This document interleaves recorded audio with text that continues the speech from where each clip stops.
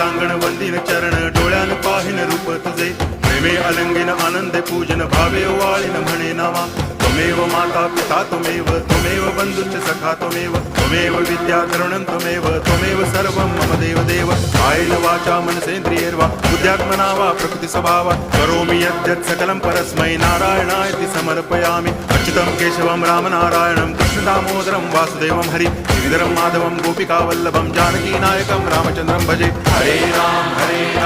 Ram Ram Hare Hare Hare Krishna